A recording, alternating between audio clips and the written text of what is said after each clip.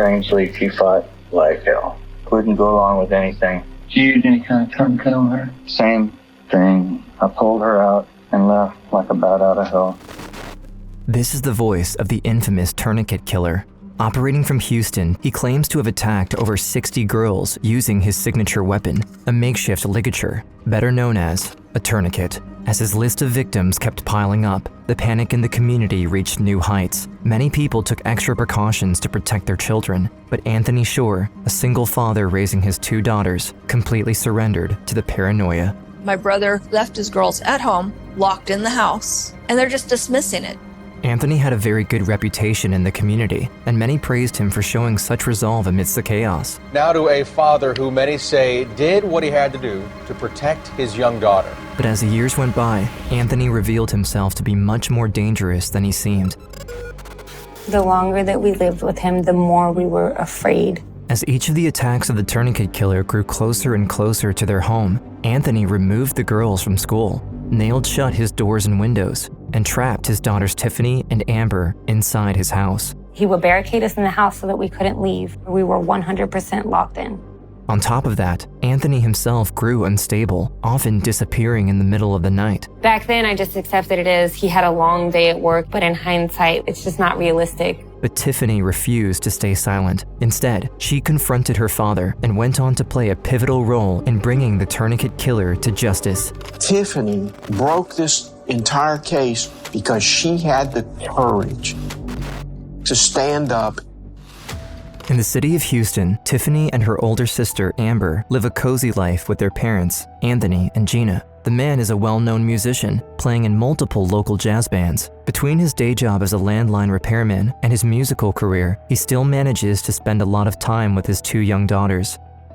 We would go to like the Renaissance Fair or do art or just always something fun. But behind that perfect facade, the family has their problems. Gina and Anthony fight often, and their marriage is crumbling. Eventually, she meets someone else and files for divorce. She wants both Anthony and her daughters out of her life, so she gives him full custody. But Tiffany liked her father and didn't mind moving in with him. He was funny, he was smart, he was talented.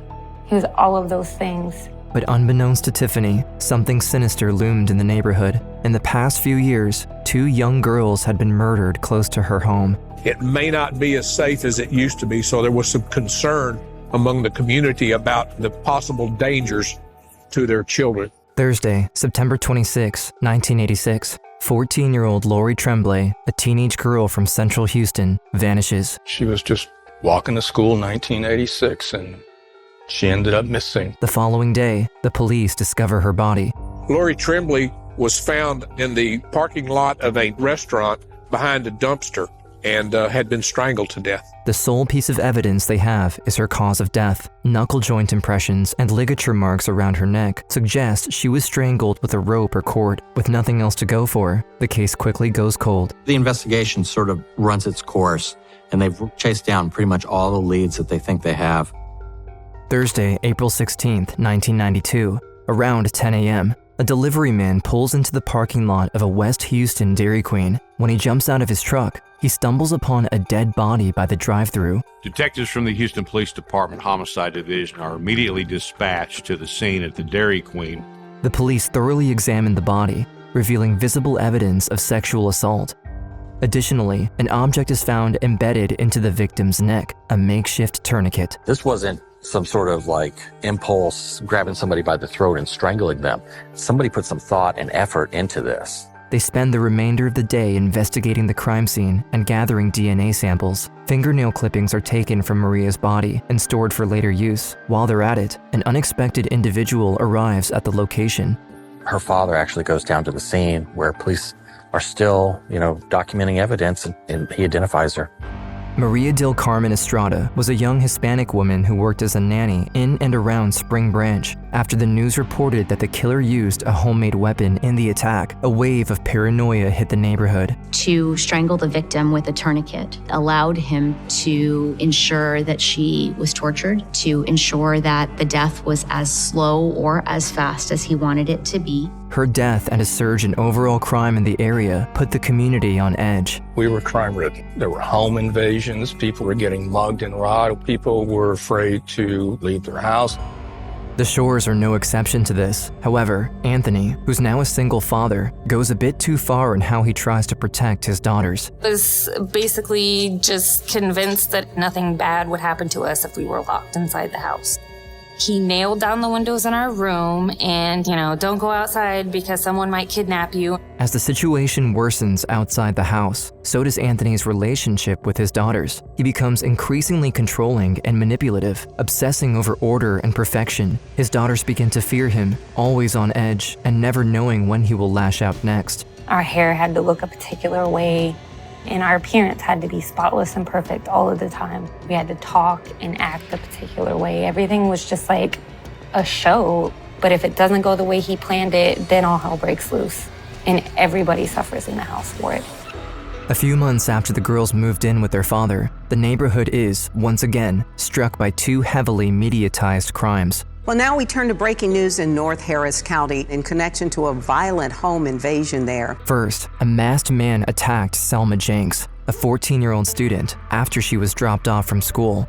So she comes home from school and he's inside the house. He's disguised himself. He attacks her. He binds her with duct tape, then rips her while she's screaming and crying. Selma describes her attacker as a white male with blue eyes, but the police are misled by the fact that she survived the attack. This was totally and completely off MO. There was no reason for police to connect this incident with any of the other previous homicides. On Sunday, August 7th, 1994, a 9-year-old named Diana Riebler goes missing. Her parents sent her to buy sugar at the neighborhood's mom-and-pop grocery store, a few minutes away from their home. 30 minutes later, her worried mother went to look for her. She was frantic, runs back to the house. She tells her husband, call 911. Diana's gone. Within hours of her disappearance, the police conduct a neighborhood search and deploy multiple helicopters in and around Houston. As the sun sets, the search for the missing 9-year-old is handed over to the night shift. We were briefed to be on the lookout for a little girl. A little after midnight, I decided to go check this abandoned warehouse. As I pulled up, I had my spotlight toward the loading docks and some dumpsters from a distance. I see what I think is a small body. Homicide detectives arrive shortly after that, and then they go about inspecting the body. The forensic unit immediately notices something awry about Diana's body. Another makeshift tourniquet is entangled with her neck. Even if the police try to keep this information to themselves, it isn't long before the news picks up on the story. Everybody in Houston was aware of what happened to this poor little girl, and everybody was just shocked, stunned, and yeah, they were angry. At the time, the police are still unaware that all the cases are linked, but they easily piece together that Diana's and Maria's murders have probably been committed by the same individual. But neither investigation had turned up any evidence that would carry forward in investigating either one of the cases. We worked on them for months and never got the feeling that we were getting anywhere.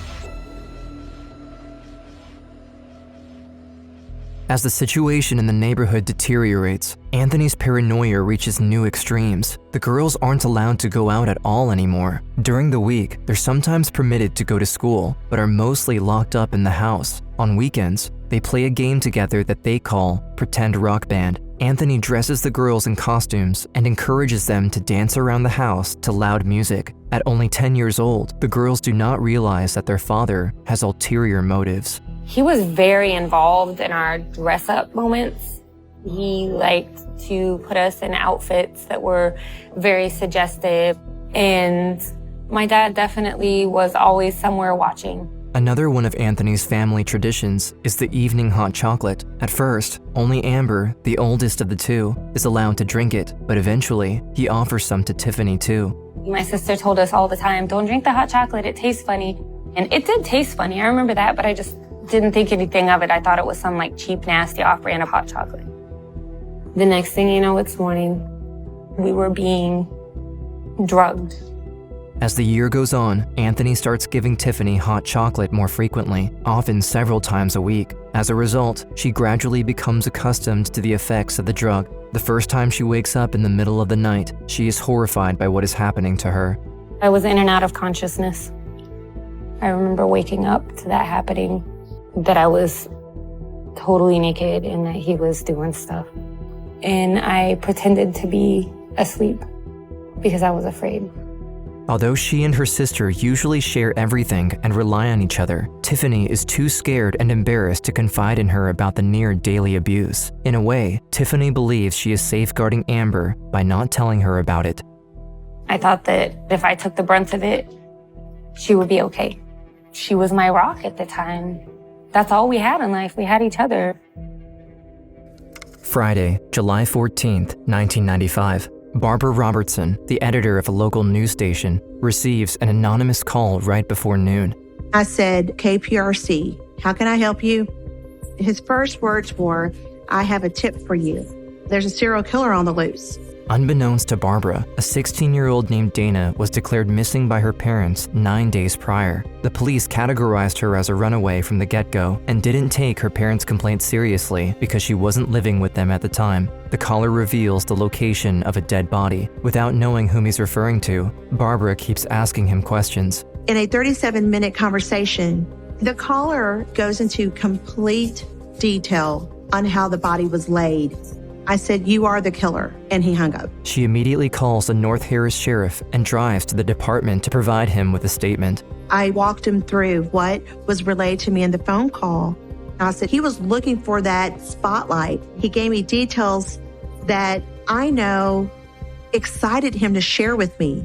The police follow the caller's direction toward a dead-end road past the I-45 north of Houston.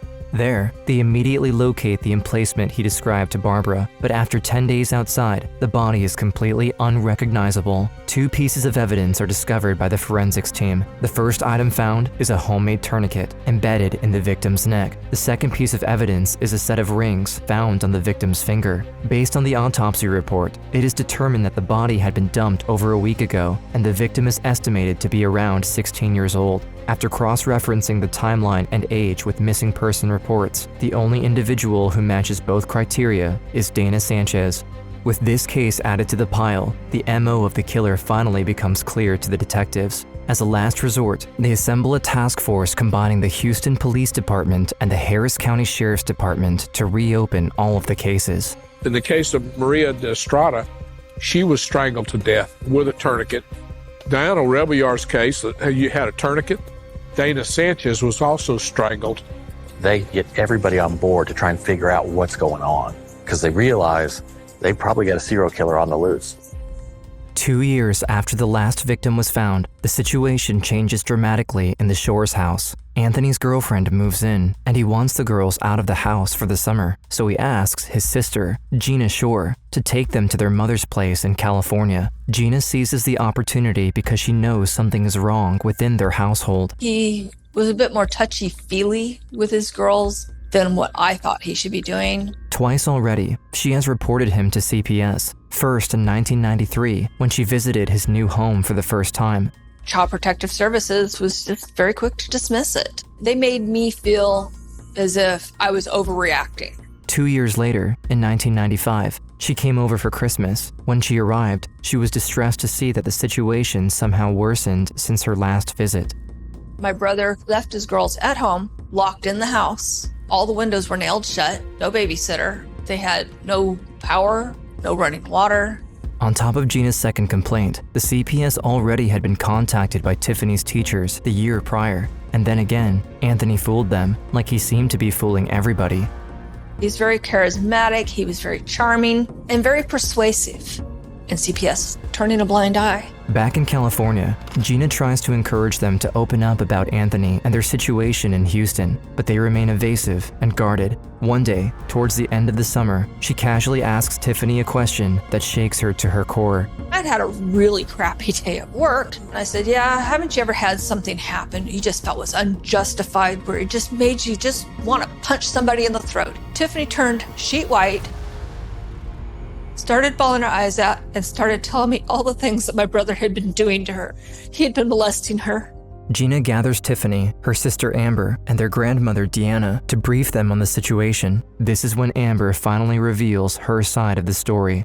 Amber went ballistic. He promised he would never do that as long as she was compliant and let him do whatever he wanted to her. How dare him ever touch her baby sister? Gina and Deanna then proceed to contact the authorities and press charges against Anthony. But once again, the system fails them. He lived across the street from an elementary school. Sex offenders aren't supposed to be able to do that. All he had to do was just register that he had molested his daughters. Now on the sex offender list, Anthony gets away without any jail time. All he needs to do is provide the state with a sample of his DNA. So when my sister, my grandmother, and I found out that he was let back out, we felt like there was no sense of justice in the system. We were all really angry and also concerned, again, that he was going to come out and retaliate. 5 years later, a new cutting-edge DNA lab opens in Dallas, and the Harris Sheriff's Department decides to reopen the Tourniquet Killer cases once again, with a focus on Maria del Carmen Estrada, the only victim who was found with unknown DNA on her nails. During an assault, especially with a female, it's common to struggle and scratch, resulting in skin or blood being underneath the fingernails. But after reopening her case twice already, they are running low on samples. This may very well be their last chance. It had DNA, but you use it up each time you test it. Do we want to use, the rest of our finite sample on sending it to Dallas? It was decided that the fingernail samples would be submitted to see if there was DNA enough to match a suspect. Thursday, October 16, 2003, a breakthrough, 11 years in the making, finally comes through. Amazingly, there's a match, and it's a man in Houston. They had the perfect DNA profile from her fingernails, which matches the DNA profile from the swabs of Tiffany Shore. Anthony is immediately arrested and questioned by investigators. He confesses to everything. Dana Sanchez. Diana Revelar case. Revelar, however you say it. Revelar? Revelar.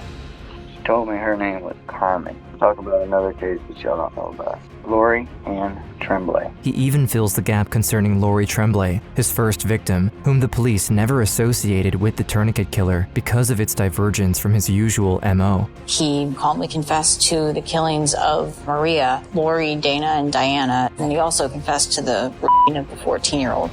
As this is happening, the Texas news circuit is covering the arrest. This is when Tiffany, now 18 years old, receives a phone call from Amber, who had recently moved back to Houston.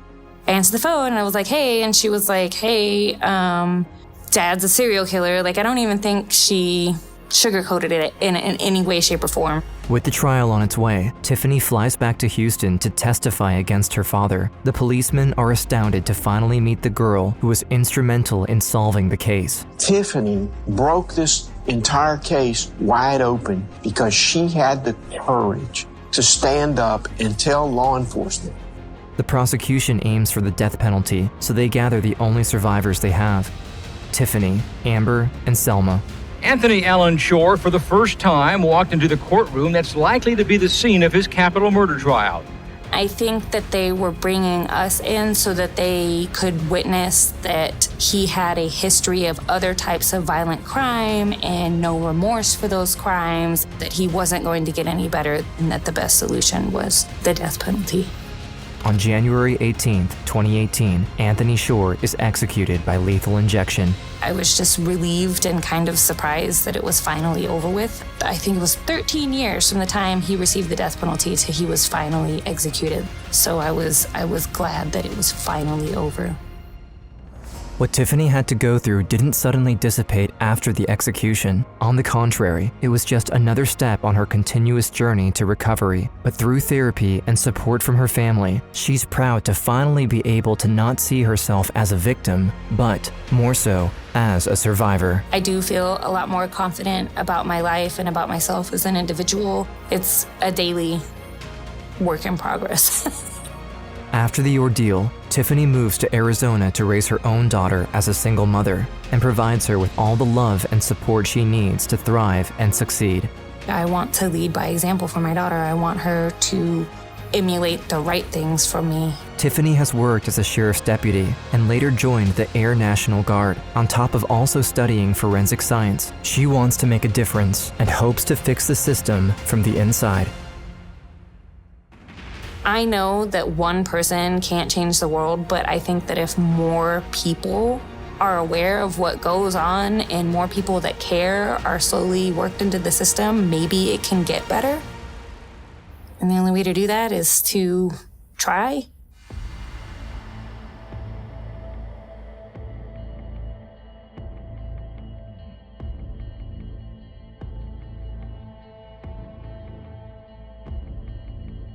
Remember these faces.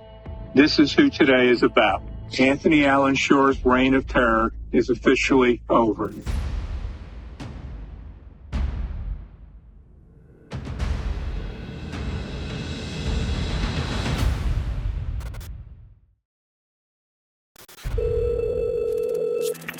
Sheriff Barber's office. Yes, this is Valerie Haythorne. One of my employees did not show up for work this afternoon, which is totally uncharacteristic of her.